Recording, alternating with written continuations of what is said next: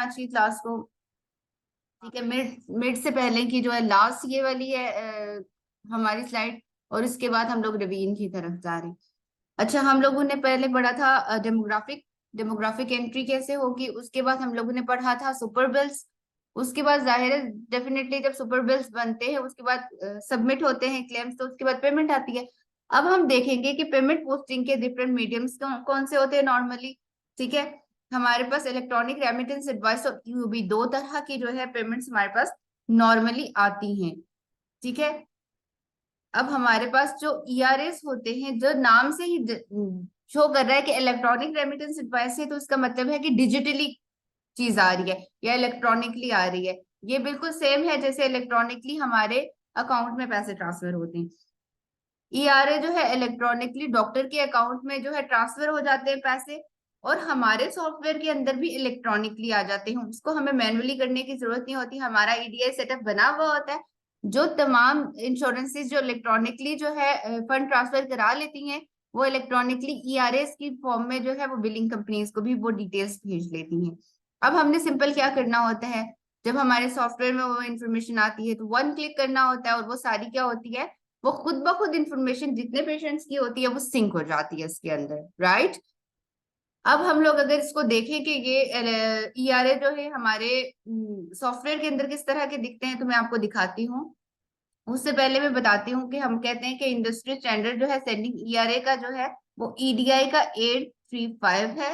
835 setup होता है। 835 जो एक फॉर्मेट है इसका, बेसिकली ईडीआई के फॉर्मेट्स होते हैं। जैसे 837 जो होता है वो हमारे क्लेम सबमिट कराने का फॉर्मेट होता है, सबमिशन इलेक्ट्रॉनिक सबमिशन का होता है। और ये 835 जो होता है हमारे ईआरएस पेमेंट्स का आने का होता है। ये एक हमारे सॉफ्टवेयर का, प्रैक्टिस मैनेजमेंट के सॉफ्टवेयर का एक स्क्रीनशॉट है। कोलैबोरेट एमडी का हमारा स्क्रीनशॉट है। अगर आप यहाँ पे देखें तो हम साइट पे देखें तो हमारे नीचे home report appointment patient claim आ रहा है। और उसके बाद जो है, एक मिनट दीजिएगा बस।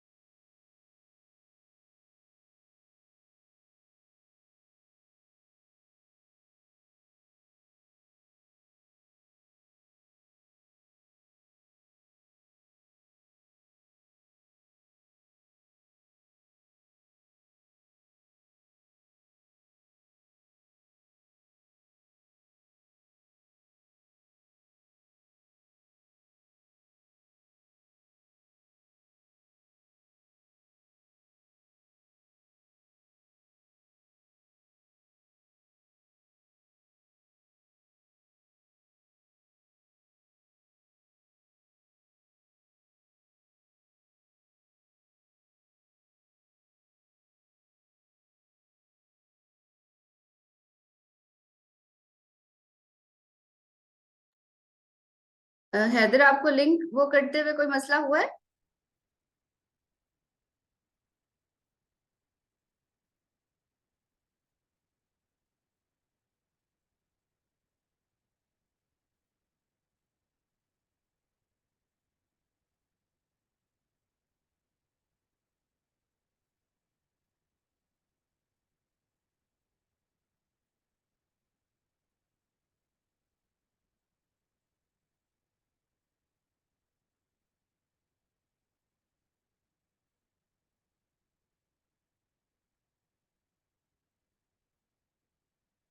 ठीक है, क्योंकि अभी क्लास ज्वाइन करते हुए थोड़ा सा प्रॉब्लम आ रहा है बच्चों को। अच्छा, हो सकता है कि टेक्निकल मसला वहां से हो, क्योंकि अगर यहाँ से मसला होता है तो फिर आपको भी होता। हम इसको कंटिन्यू करते हैं जहां से हमने स्टॉप किया था। अगर दोबारा से पीछे से जिसने ज्वाइन किया उसको थोड़ा सा हम रिवाइज करा दें। ये हमारा क्या स्क्रीनशॉट है, इसको अगर हमें बता देती कि होम पे जाए, रिपोर्ट के होम के ऊपर जाए तो ये हमारा डैशबोर्ड पूरा सॉफ्टवेयर क्या आएगा। रिपोर्ट्स में जाए तो कोई भी रिपोर्ट्स हमने पुल की है तो करनी होंगी, वहां से निकल जाएंगी। अपॉइंटमेंट यानी डॉक्टर अगर किसी पेशेंट की अपॉइंटमेंट्स होती हैं तो वो यहाँ से स्केड्यूल हो जाती हैं। पेशेंट के अंदर जाके डेमोग्राफी की एंट्री होती है, क्लेम के अंदर जाके हमारे चार्जेस की एंट्री होती है, और उससे नीचे टैब जो है जिसके ऊपर 1 लिखा हुआ है वो पॉप अप कर रहा है, ये पेमेंट्स की एंट्री है। पेमेंट्स के ऊपर हमने क्लिक किया तो हमारे ईआरएस ओपन हो गए। अब डिफरेंट सबसे पहले नोविटा सोल्यूशन है, ये मेडिकेयर है, ठीक है। मेडिकेयर का ईआरए है, अगर आगे जाके देखें तो उसके अंदर अमाउंट लिखी हुई है $315.35। ठीक है, 2/14/2023 को ये चेक रिलीज हुआ है। ठीक है, ये पेमेंट्स की डिटेल है।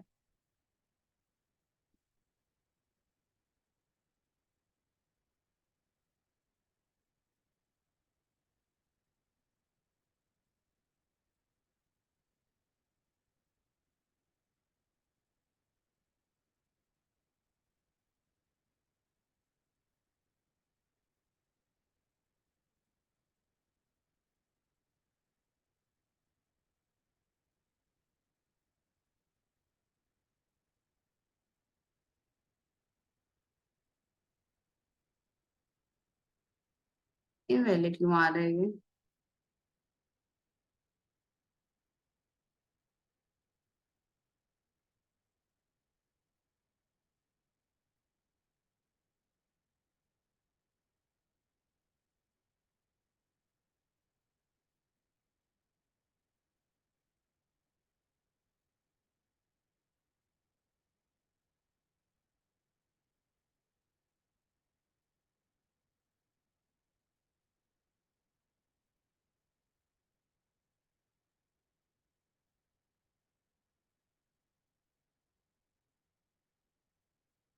ठीक है, इसका मतलब है कि ये जो ईआरए था इसके अंदर पेमेंट्स है।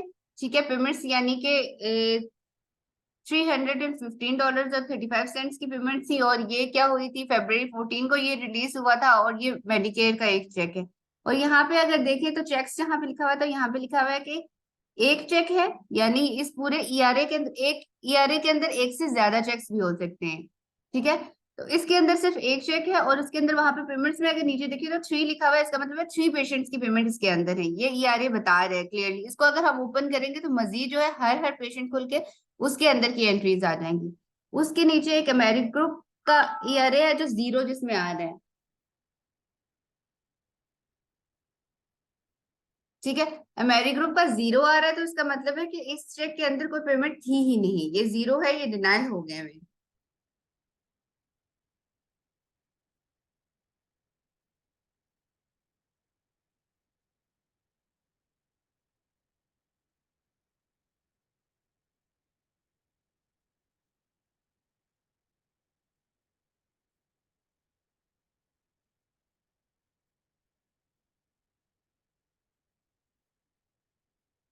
ठीक है, उसके बाद हमारे पास एआरपी का चेक है, इसमें पेमेंट है। इसके बाद हमारे पास इतना का चेक है, उसमें 3000 समथिंग की पेमेंट है। इसके बाद वेलमेट का चेक है, इसमें पेमेंट है। ये हमने क्या बताया, एक एग्जाम्पल ईआरए की कि हमारे पास पेड ईआरए भी आते हैं, हमारे पास डिनाइल ईआरए भी आते हैं। अब हम ईआरएस में देखते हैं कि टाइप्स ईआरएस की होती कौन कौन सी हैं। ठीक है, अगर हम यहाँ पे देखें तो हमारे पास 3 तरह की टाइप आ रही है ईआरए की। इलेक्ट्रॉनिक रेमिटेंस एडवाइस, हम ये अभी अभी उन्हीं की बात कर रहे हैं जो इलेक्ट्रॉनिकली ट्रांसफर हो रहा है हमारे पास हमारे सॉफ्टवेयर के अंदर, जो कि डॉक्टर के अकाउंट में जो है इलेक्ट्रॉनिकली चला गया था।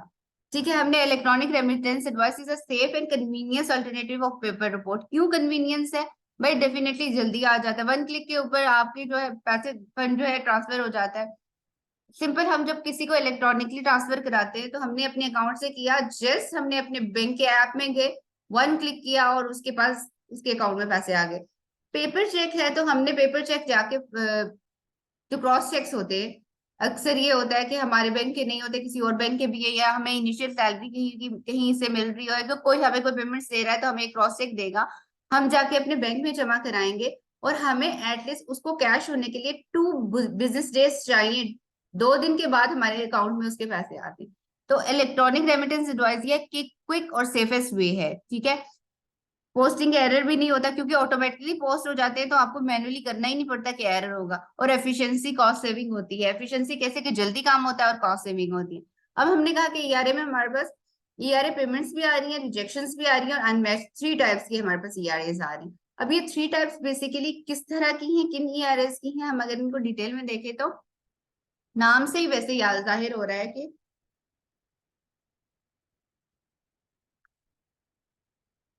ईआरए में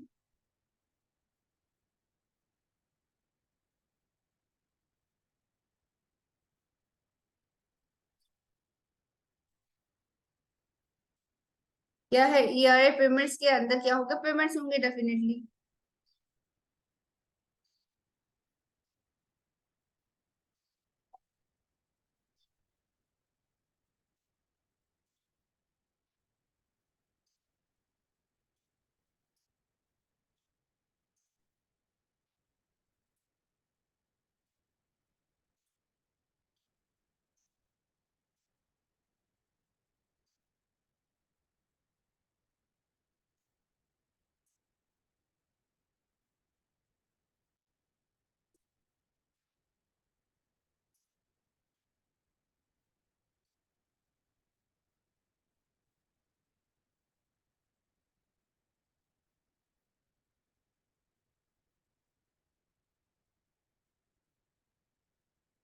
एक मिनट दीजिएगा, मैं इनको देखूं जरा इनका क्या एरर है।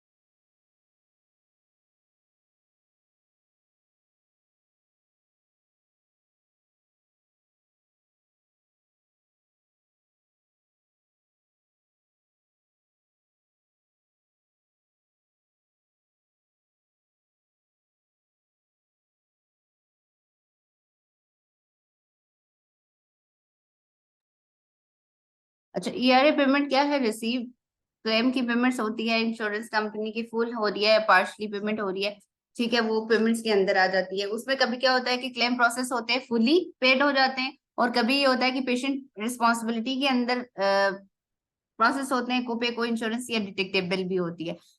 तो इस सूरत में क्या करेंगे, सेकेंडरी इंश्योरेंस होगी तो सेकेंडरी को बिल करेंगे, नहीं तो पेशेंट को अकॉर्डिंगली हम लोगों ने बिल करना होगा। अकॉर्डिंगली मीन के इसका मतलब है कि पेशेंट को अगर हम बिल कर रहे हैं उस प्रैक्टिस में हमारे प्रोवाइडर की इंस्ट्रक्शंस के अकॉर्डिंग हमें पेशेंट बिलिंग करनी है, क्योंकि कुछ ऐसी इंश्योरेंसेस जैसे मेडिकेट जैसी इंश्योरेंस होती है उसकी पेशेंट को बिल करते ही नहीं है, क्योंकि वो ऑलरेडी बेचारे इतने गरीब होते हैं, पॉवर्टी लाइन से बिलो उनकी लाइफ होती है, तो उनको बिल नहीं करते।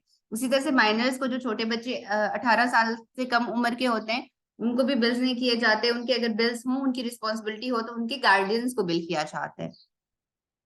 ईआरए रिजेक्शन से, रिजेक्शन का नाम वैसे तो हम लोगों ने पहले ये सुना था, रिजेक्शन वो क्लेम होते हैं जो कि प्रोसेस नहीं होते, लेकिन ईआरए रिजेक्शन के अंदर वो क्लेम आते हैं जिनकी पेमेंट नहीं आई होती, जो एक्चुअली में डिनाई होते हैं। लेकिन वो ERA rejection is a type of ERA कि वो पे ही नहीं हुए, जीरो जीरो चेक्स जितने भी हैं। अनमैच वो होते हैं कि वो क्लेम प्रोसेस तो हुए होते हैं और पे भी होते हैं या पार्शली पेड होते हैं, लेकिन क्या है कि जो इंश्योरेंस के पास डाटा है वो, और जो हमारे सॉफ्टवेयर के अंदर डाटा है वो आपस में मैच नहीं कर रहा होता। तो मैच नहीं कर रहा होता, तो उसकी वजह से ये होता है कि उसका ड्रॉबैक ये होता है कि हमारा ईआरए ऑटोमेटिकली जो है वो एंटर नहीं हो पाता उसके अंदर।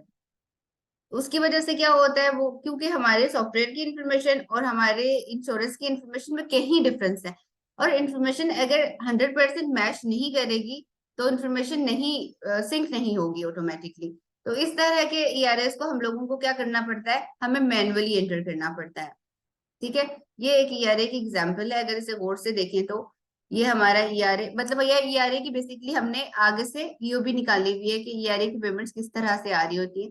अगर आप देखें तो ये एक शुरू से देखें तो पेशेंट का अकाउंट लिखा हुआ है, उसका क्लेम नंबर है, डॉक्टर का एनपीआई है, पेमेंट सोर्स कौन सा है, ऑटोमेटिकली थी, पेशेंट का नाम हमने वेव्ड ऑफ कर दिया, पेशेंट की जो बेसिक इन्फॉर्मेशन थी वो हम लोगों ने वेव ऑफ कर लिया, इसलिए कि जाहिर है एज पर पीएचआई प्रोटोकॉल्स हम लोग पेशेंट की या डॉक्टर की इंफॉर्मेशन को नहीं आपको शो करा सकते। वैसे हमने नॉर्मली शो कराई भी होती है, लेकिन हमने यहाँ वेव ऑफ किए हुए ईआरए से।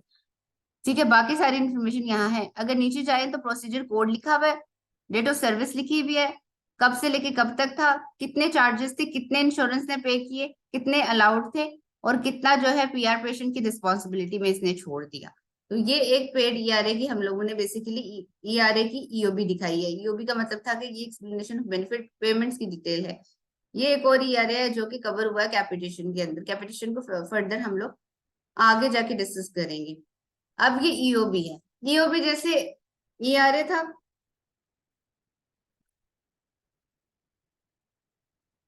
उसी तरह से है।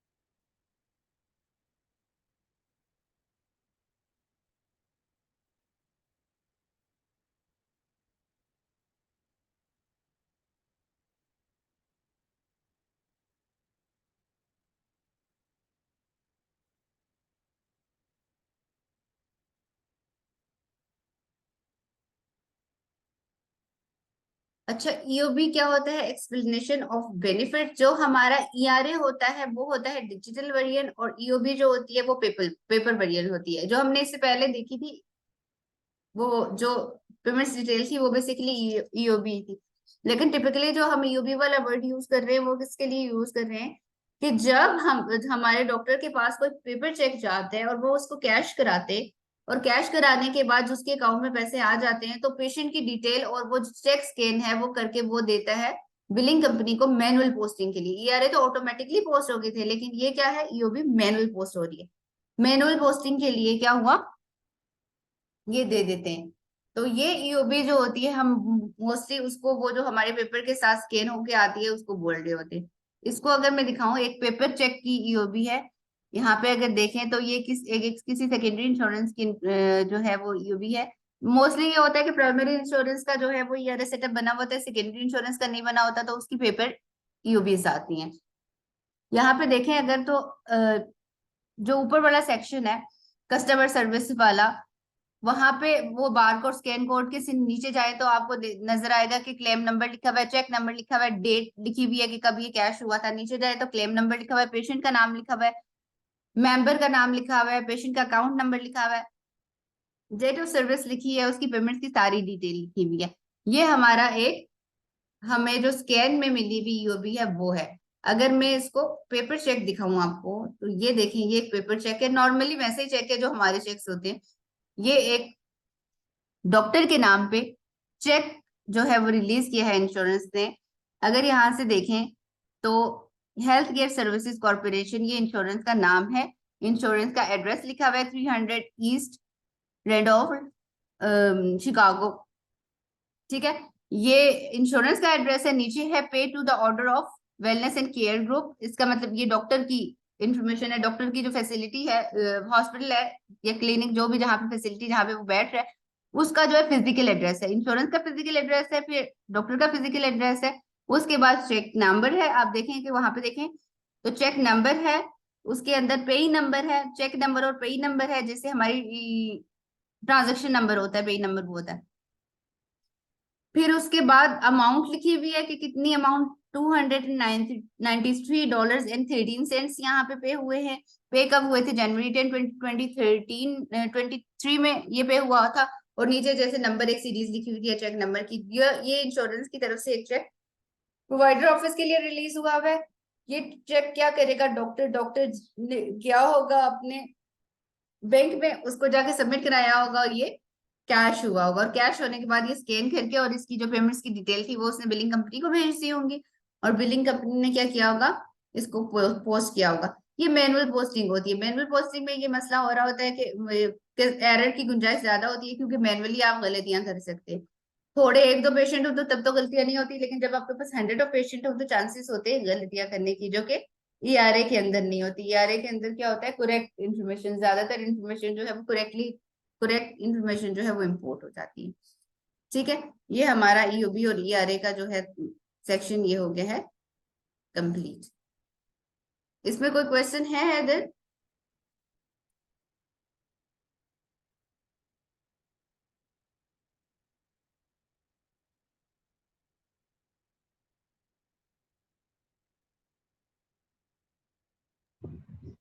नो मैम, इसकी समझ आ गई, कोई पसंद नहीं है मैम। ठीक है हैदर, मैं 5 मिनट्स की ब्रेक लेती हूँ और इसको मैं ठीक डी कनेक्ट करती हूँ मीटिंग को, क्योंकि यहाँ पे ना कनेक्शन में मसला हो रहा है बच्चों को। तो मैं इसको देखती हूँ कि ठीक है इसके मैम। अंदर क्या एरर आ रहा है। ठीक है, फिर 5 मिनट्स ओके के बाद मैम। आप रिकनेक्ट कर दीजिएगा। ठीक है। ठीक हो मैम, थैंक यू।